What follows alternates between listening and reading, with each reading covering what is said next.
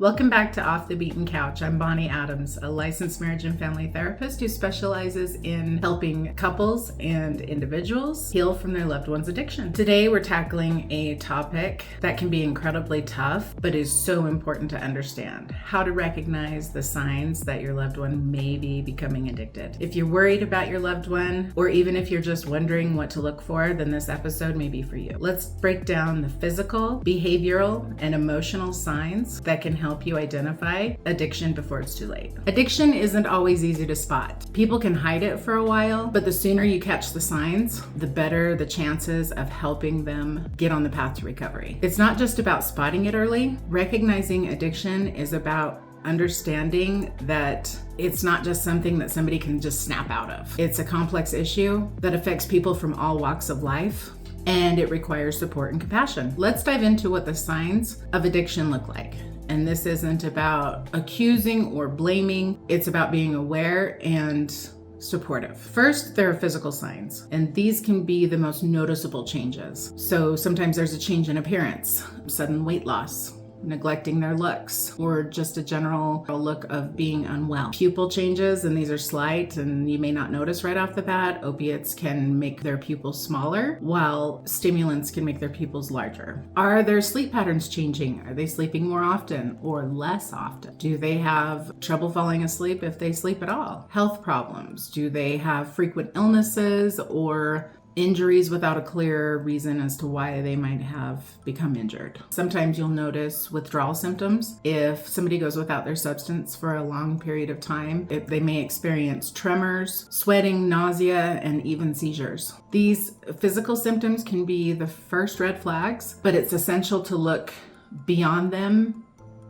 to the bigger picture. Now let's talk about the behavioral changes, which often reveal a lot about what's going on internally. Someone who is leaning into the first phase of addiction may start to isolate. They may start withdrawing from friends and family and preferring to spend their time alone. They may become more secretive about their activities, and you may even notice erratic behavior like mood swings, euphoria one moment and irritability the next. You may notice that they're neglecting their responsibilities. They may be missing work, failing their classes, or shirking on their household duties. Another sign is financial struggles. They might be spending more than usual or be in a sudden financial crisis. Then we have risk-taking behaviors. They might be engaging in more dangerous activities like driving under the influence. These behaviors can be subtle at first, but tend to become more pronounced over time. Emotional signs are often the most important because they can show us what's going on in someone's head and heart. Addiction can be a way that people cope with underlying mental health issues like depression, anxiety, and even trauma. Here's some emotional signs to watch out for.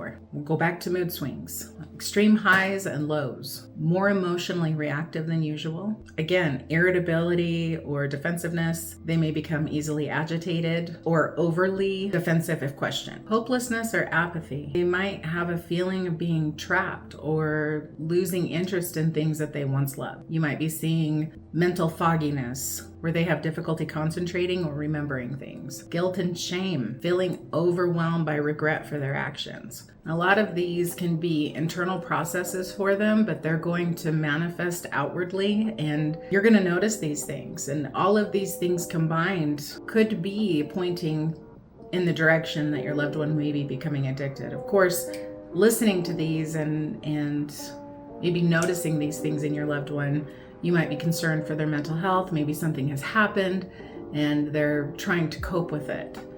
And so it can be a little bit confusing, and we might be excusing certain behaviors because maybe they just went through a job loss or they lost someone that was very close to them. But it's important to watch for these things together, happening consecutively or in tandem with each other over a period of time, because that could be an indicator that somebody is struggling with an addiction. Addiction isn't just about one or two of these signs showing up with your loved one. It's about recognizing a pattern and understanding the complex condition that affects the whole person, body, mind, and spirit. The DSM-5 is what helps professionals diagnose substance use disorders based on criteria like tolerance, withdrawal, dependence, and impact on daily life. And if you're seeing these patterns in someone you love, it's time to approach them with compassion and understanding.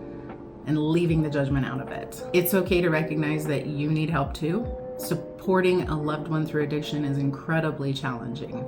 So now that we've talked about recognizing the signs of addiction, let's pivot over to what you can actually do if you suspect addiction. And I know how overwhelming this can feel. It's like standing on the edge of the cliff and wondering, do I take a step forward or do I take a step back? But there are evidence-based strategies that can guide you. Let's break it down using two approaches, CRAFT and SMART. So here are some CRAFT basics, and CRAFT stands for Community Reinforcement and Family Training. CRAFT prioritizes positive communication. So instead of saying things like you're ruining your life and trying to guilt them and show them all the horrible things that are happening, they know, they see it in a sense. We can say things like, I've noticed that you might be feeling a little bit stressed. How can I help? We avoid blame when we use CRAFT. We use I statements. So we sound like we've been therapized when we're talking to our loved one, but that's okay because maybe you have been a little bit therapized.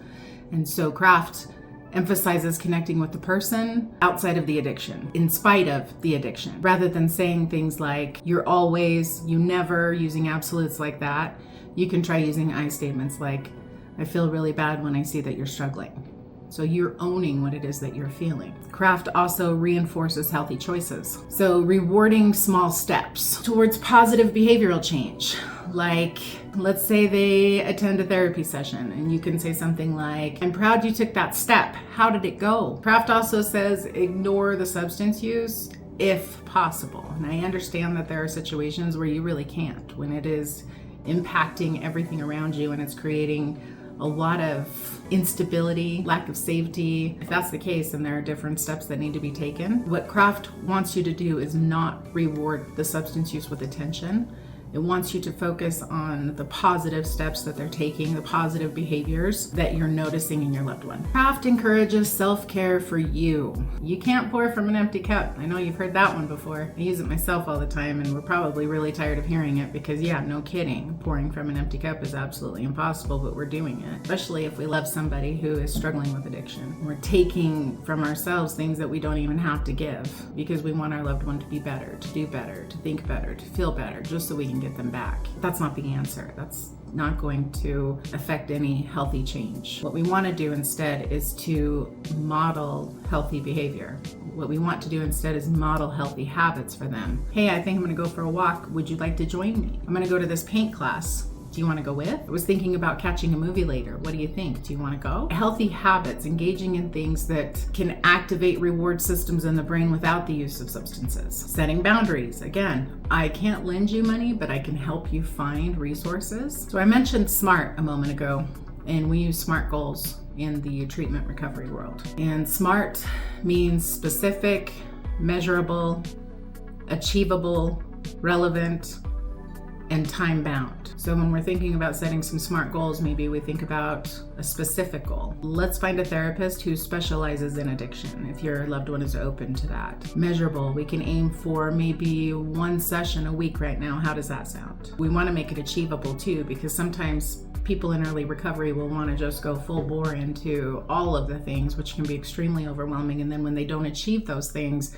it can be very discouraging to them, which can also sometimes lead to relapse. So we want things to be achievable. What's one small step that you can take this week towards your recovery? Like deleting a dealer's phone number, maybe. So we want the goals to be also relevant, right? So would trying a support group align with your goals? And then time bound. Let's revisit this plan in 2 weeks. How does that sound to you? So you're engaging with them, you are encouraging, you are focusing on the positive behavior, and you're not doing the work for them. You're not overstepping that boundary into their world to want it more than they do. Remember, you can't force somebody into recovery, but you can create an environment where recovery feels possible. And if they're not ready, that's where CRAFT's focus on your well-being comes in. You matter just as much as they do. Addiction is isolating for the person struggling with addiction and for those who love them. But knowing the signs of addiction and how to respond to them can be a game changer. Use those CRAFT and SMART strategies, and remember, you don't have to do this alone. Reach out to professionals, support groups, and even a trusted friend. If this episode helped you, share it with someone who might need it. And as always,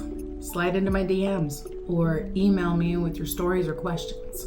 Let's keep the conversation going. Until next time, take care of yourselves and each other. Before you go, check out craft-based resources like Beyond Addiction by Dr. Jeffrey Foote or Get Your Loved One Sober by Dr. Robert Myers. And for SMART goal templates, download the free PDFs on smartrecovery.org. You've got this.